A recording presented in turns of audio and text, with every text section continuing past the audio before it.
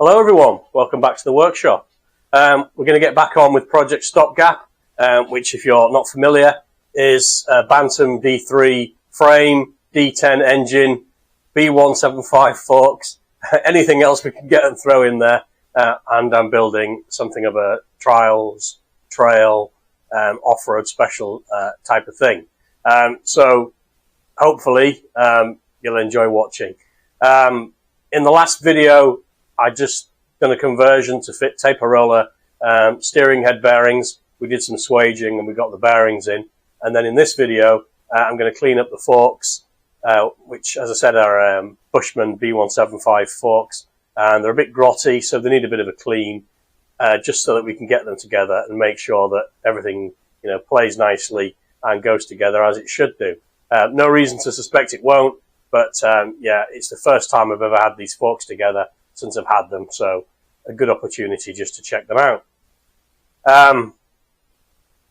You will notice in the video, it's a bit of a confession time, you will notice that certainly the first clip feels as though there should have been a clip before it, and that's because there should have been a clip before it.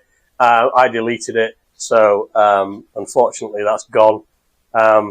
Yeah, victim of my incompetence, unfortunately, so you'll have to bear with me on that one. And later on in the video, there's a shot on the lathe where I hadn't realised the microphone battery was dead and there's no sound. So I'll either have to do a talk over or put some text on. So unfortunately, you're going to have to put up with my buffoonery. I do apologise, but you're probably realising by now, if you've been watching my films for a while, that I'm no professional filmmaker. But hopefully we'll rub along okay, get things done. You can see that I'm wearing my AG Engineering polo shirt. I'm supporting Aid's channel, AG Engineering, my good friend Aid, and certainly one of my favourite channels on YouTube. And Aid actually noticed a little bit of, shall we say, unprofessionalism in my last video when I didn't have a breaker bar and I used my large torque wrench as a breaker bar, which was a bit naughty. I shouldn't have done it, but yeah, it was all I had to hand. So he's very kindly rectified the problem and sent me a breaker bar. So thanks very much, Aid. Hugely appreciated, and I will use it as intended, I promise. Subscriber-wise, I'd just like to say thanks very much to all the new subscribers that have come along since my last video. There's a few of you, so thanks very much indeed for signing up. And to those of you who've been with me for a while, as ever, thank you very much for sticking with me. If you're watching and you're not subscribed, please do consider hitting the button. We're in danger of getting near to 1,000 subscribers now, which is just outrageous. I was, amazed when we got to 100. When we got to 500, I was hugely amazed. If we get to 1,000, it's just beyond my expectations. So thanks very much, all of you. And yeah, as I say, if you are watching and you haven't subscribed, I would appreciate it if you'd consider it. Right, let's get on with some work and see how we get on.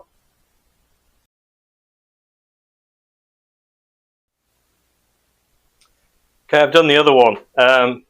It was easier, well, relatively easier to do than the first one. This the stanchion and the bushes came out easier, but I had to heat up the seal holder with the map torch in order to get the strap wrench to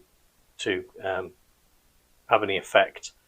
You can see what I mean about the holes. This is the worst of the two. Someone's had a right old go over the years.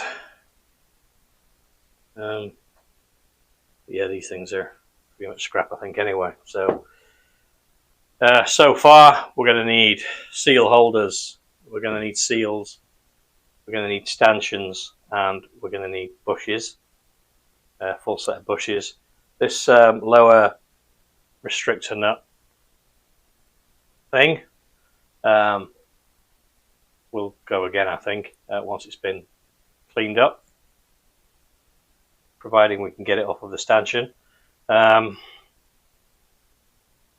But yeah, a really good cleanup on the cards now. and see what we're left with. The springs are already, I don't know if I mentioned it, springs are already swimming around in the exclusive parts washer resort here at Retromeccanica, so I'll give them a good brush off as well, and we'll come back and see what we've got, and then, as I mentioned, we'll reassemble them just to, once they're clean, just to try them with our new bearings. So I'll go away and get busy with the brush. Right, I've been doing quite a bit of cleaning. As you can see, the paint's all come off of these fork lowers. They're in fairly sound condition, at least externally. Internally was a slightly different story. I don't think you'll be able to see down there, but they were quite rusty. I think they've been standing with some water in them for a while.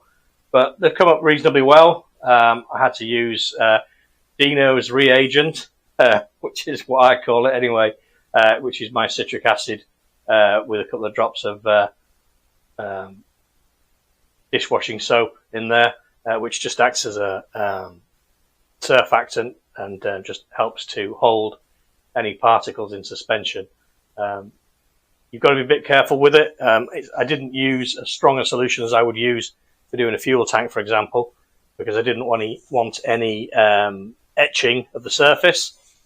So I had to do a couple of goes with a fairly weak solution, but it's worked, and we haven't had any etching. With a fuel tank, if you get a little bit of etching, it's actually all right because it helps the chemical liner to key. But obviously these are a bearing surface really, so we don't want to lose any metal if we can help it. But like I say, it's for the most part come out. There's a little bit of staining in there. But what I'm going to do now is just run a little hone, a little three-legged hone down as far as I can get it to go, just to take any lumps or bumps and leave a nice surface. Again, don't want to take any material off, so I'm going to go very, very lightly, and we'll just see how we get on. I'm just going to put some a bit of your maintenance fluid type stuff in there. And this is the hone. It's not a very good one, quite frankly, cheap as chips. And I used it a few years ago on a car master cylinder, and I haven't used it since. So it's only ever been used once. So hopefully it will do the business for us. So just get it in there, and then we'll just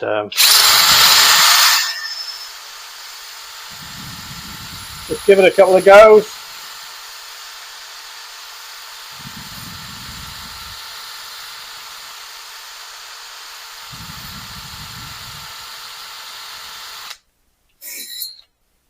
All right.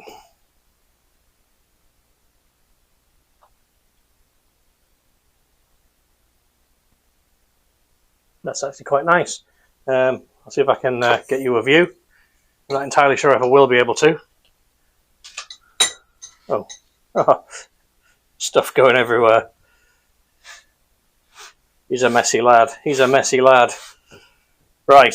I don't know if you'll be able to see, but especially not with this torch. It's fairly feeble.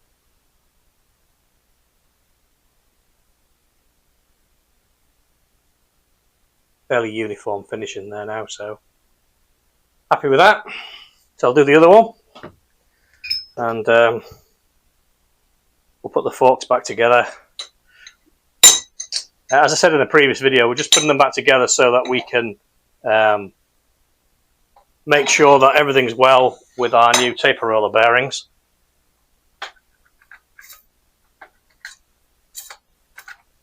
And then they'll all be coming apart again, because quite frankly there's not an awful lot left on these forks that's serviceable. We're going to need stanchions, we're going to need seal carriers, seals, all new bushes. The springs are okay, the fork lowers are okay. I managed to salvage the upper nuts. They're not perfect, but I think they'll look all right. The central nut for the steering stem has come up reasonable as well. But yeah, quite a bit to replace on these.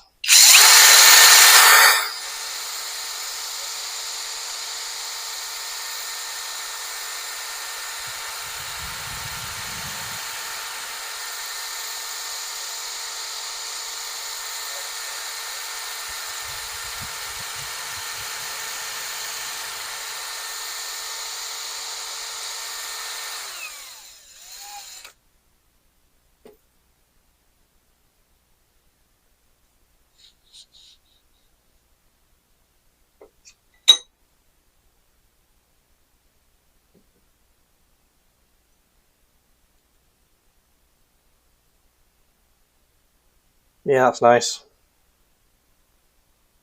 That is very nice indeed. Right. We'll start to reassemble them. I'm going to move the camera. I'm going to try out my funky new overhead camera mount, and we'll see how we get on with that. It might be an absolute disaster, and we'll have to go back to the tripod, but nothing ventured. Right, here's a first then. You're on an overhead camera mount. How about that? Well, not a first globally, but a first for this channel at least. So hopefully you can see the fork lower in the vise, bits laid out on the bench. I think I need to do a few modifications to get the camera to a more natural angle, but it seems to be working. We'll see how we get on. Let me know what you think. Just giving this a wash out so that there's no honing grit in there. That's had a rinse out in the parts washer, and as you can see, one of the stanchions not too good, fairly rusty at the top, hitting all over the place along its length. Bushes, I don't know if you can make it out, but this upper bush here is fairly badly scored. There's lumps and bumps out of it. Plastic sliders, spacers, seen better days. And the lower bush here, yeah, some sort of flat spots on it there. It's definitely had some hammer. I think we can salvage these restrictor nuts, providing we can get them off the stanchions. But I'll wait until I get new stanchions before I try to, before I have to get medieval, because you just never know if you're going to do any damage. But I looked into getting these hard chromed because they are original parts, but it was just so much more economical to buy new stanchions. Excuse me. We'll see what the quality is like when they come in, but hopefully they'll be passable. We'll see. Anyway, let's get some little bit of oil on these bushes and get this thing back together, purely for the purposes of checking our bearings. That's going in there reasonably well. Put some oil on the oil seal. Not that it's going to be holding any oil, but it'll just help us to guide it down, hopefully.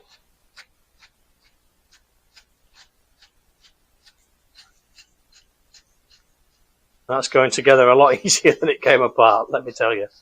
But there was quite a lot of rust and debris on the threads.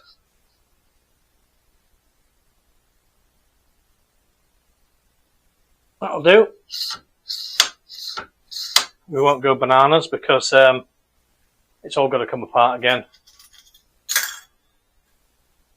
And we'll have a spring and little rubber washers that you have a steel washer and a rubber washer and another steel washer, and that is the spring seat at the top. And I'm thinking that maybe we can do better than that and make something a bit nicer. Maybe a aluminium cup that sits at the top and forms something for the gaiter, for the bellows to get hold of, because at the bottom here you've got this ridge for the bellows to fit over. So I'm just thinking maybe do a little modification here at the top and make something a bit nicer. Anyway, something we can think about. So I'm going to do the other one, and we will then regroup and have a look at putting it all back together.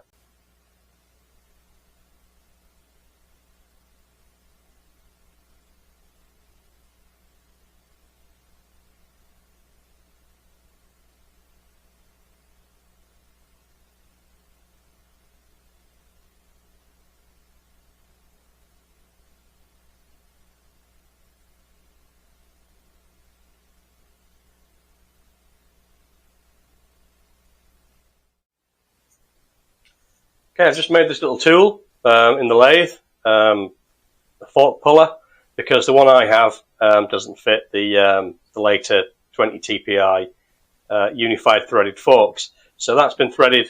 A piece of steel there, steel slug with a hole through it, has been threaded 20 TPI with a unified threading tool. So that fits inside the stanchion, and then it's just double nutted onto this piece of M10 all thread, and that will be used to with another nut and a big washer to pull the stanchion up through the yokes, so that we can get the tapers seated and we know the forks are in all the way. So that's the next job. I'll get the frame and we'll get it all together and see if we can get these forks in. So here we are then with our taper rollers assembled into the steering head, and I've put the seal on at the bottom, which covers the bearing quite nicely, and then at the top I've used the original BSA steel top cover, which works really well. So I'm quite happy with the way that's gone together. It's a little bit of a shame about the depth of the bearing at the bottom, but there's nothing you can do about that. It just puts the stops slightly out of whack, but that's something we can attend to. Excuse my voice, I'm a little bit lurgied up.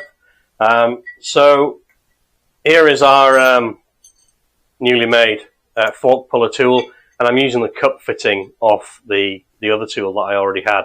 I will make a cup fitting specifically for this tool because I don't like swapping and changing tools around. I'll make it as a complete set, but for the time being, this one will do. And what that does is it allows the top of the tool, because obviously there's a nut here, and it allows that to come through the top of the yoke sufficiently for the taper to get all the way home. So let's give it a go, eh?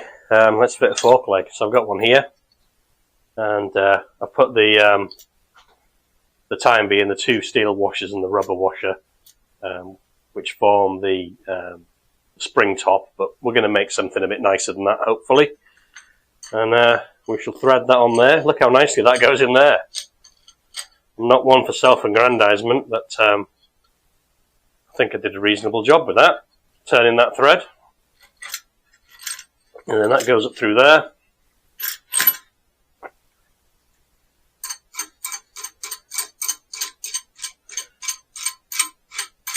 And I'm not prepared. I should have wound this nut down already. Bear with me. Yeah, there I am congratulating myself about turning a good thread. But when I removed the tool from the tool holder on the lathe, I with my dodgy fingers, I dropped it on the floor and smashed the insert. So nobody's perfect, but hey, let's not throw stones. Tell you what I'm going to do. I'm going to grab a ratchet ring spanner. Bear with me, and I'll grab a spanner and we'll wind that in. Right, we're back, and I've taken up some of the slack. I've just got this ratchet ring spanner, although I don't really need it because I've removed the handlebar bolts, so I can get the thing to go all the way around. So we're just drawing it into the taper now.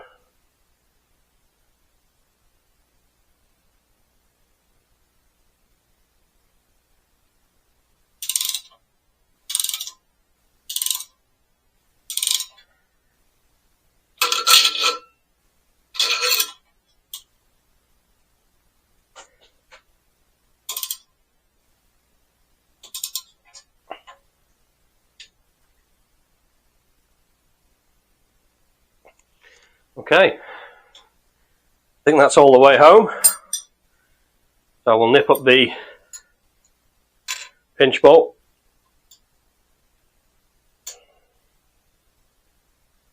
On the later forks, these are a 1/2 inch AF bolt head. On the earlier ones, they're a cycle thread, and they've got 1/4 Whitworth heads on them. Okay.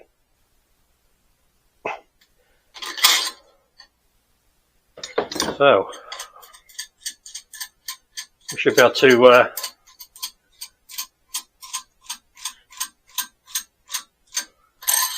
get that up far enough to remove the tool.